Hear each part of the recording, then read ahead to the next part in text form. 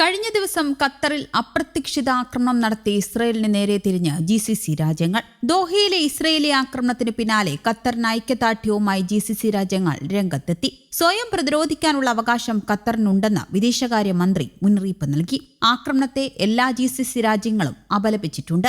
UAE president Sheikh Mohammed bin Zayed Al Nahyan ദോഹയിലെത്തിയിട്ടുമുണ്ട്. Saudi കിരീടാവകാശിയും ഖത്തറിലേക്ക് വരുന്നുണ്ട്. നാളെ മുഹമ്മദ് ബിൻ സൽമാൻ ദോഹയിലെത്തുമെന്നാണ് വാർത്താ ഏജൻസികൾ റിപ്പോർട്ട് ചെയ്യുന്നത്.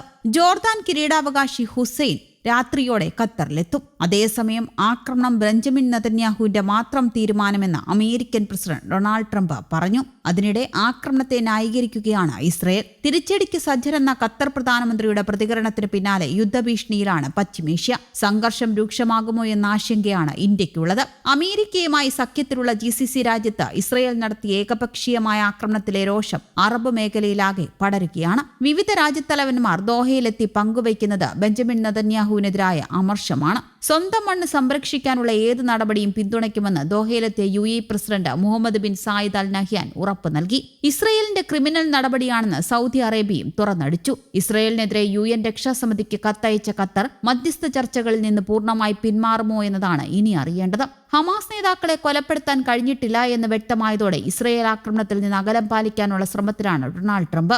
ആക്രമണം ബെഞ്ചമിൻ നെതന്യാഹുവിന്റെ മാത്രം തീരുമാനമെന്നും അമേരിക്കയുടെ സഖ്യരാജ്യത്തെ ആക്രമിക്കുന്നത് ഇസ്രയേലിന്റെയും US-ന്റെയും ലക്ഷ്യങ്ങളെ സഹായിക്കില്ലെന്നും ട്രംപ് പറഞ്ഞു. അതേസമയം ഒക്ടോബർ 7 കൂട്ടക്കുരുതി ലോകം മറന്നത് നാണക്കേടെന്ന പ്രസ്താവനയിലൂടെ ദോഹയിലെ ആക്രമണങ്ങൾ വീണ്ടും ന്യായീകരിക്കുകയാണ് നെതന്യാഹു.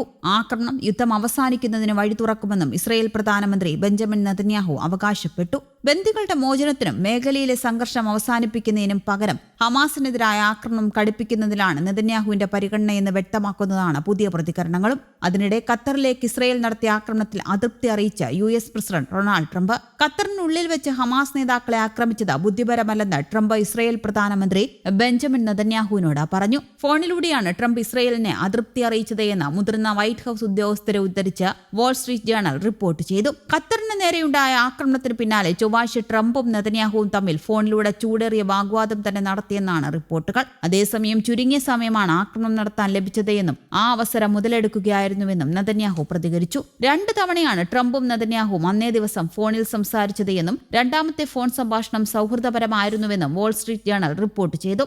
ആക്രമണം വിജയകരമായിരുന്നുവെന്ന് നെതന്യാഹുവിനോട് ട്രംപ് ചോദിച്ചതായും റിപ്പോർട്ടിലുണ്ട്.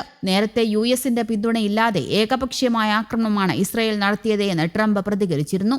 ആക്രമണം ഇസ്രായേൽ US താൽപര്യങ്ങൾ മുന്നോട്ട് കൊണ്ടുപോകുന്നതല്ല, ഇത് തടയാൻ വൈകിപ്പോയെന്നും ട്രംപ് പറഞ്ഞു. ചൊവ്വാഴ്ചയാണ് ഖത്തറിലെത്തിയ ഹമാസ് നേതാക്കളെ ലക്ഷ്യമിട്ട് ഇസ്രായേൽ ആക്രമണം നടത്തിയത്. സംഭവത്തിൽ 5 ഹമാസ് അംഗങ്ങളും ഒരു ഖത്തർ സുരക്ഷാ ഉദ്യോഗസ്ഥനും കൊല്ലപ്പെട്ടിരുന്നു. ഖത്തറിൽ ചർച്ചയ്ക്കായി എത്തിയ ഹമാസിന്റെ പ്രധാനപ്പെട്ട നേതാവായ ഖലീൽ അൽ ഹയ്യ, ഹമാസിന്റെ ചീഫ് ഫിനാൻഷ്യൽ അഡ്മിനിസ്ട്രേറ്ററായ സാഹർ ജബരിൻ ഉൾപ്പെടെയുള്ളവരെ ലക്ഷ്യമിട്ടായിരുന്നു ഇസ്രായേൽ ആക്രമണം. ആക്രമണത്തിൽ പരിക്കേൽക്കാതെ മുതിർന്ന നേതാക്കൾ രക്ഷപ്പെട്ടെങ്കിലും അൽ ഹയ്യയുടെ മകൻ ഉൾപ്പെടെ 5 ഹമാസ് അംഗങ്ങൾ കൊല്ലപ്പെട്ടു. അൽഹയ്യയുടെ മകൻ ഹുമാം അൽഹയ്യ, ഓഫീസ് ഡയറക്ടറായ ജിഹാദ് ലെബാദ് എന്നിവരും സുരക്ഷാ ഉദ്യോഗസ്ഥരായ അബ്ദുൾ വാഹിദ്, മുവാൻ ഹൌസന, അഹമ്മദ് അൽ മലൂക്ക് എന്നിവരാണ് കൊല്ലപ്പെട്ടത്. ഇതിനിടെ തങ്ങളുടെ ആക്രമണത്തിൽ നിന്നും രക്ഷപ്പെട്ട ഹമാസ് നേതാക്കളെ പിന്തുടർന്ന് വൈകാതെ തന്നെ കൊലപ്പെടുത്തുമെന്ന് US-ലെ ഇസ്രായേൽ അംബാസിഡർ യൂഹിയേൽ ലീറ്റർ ഭീഷണി മുഴക്കി.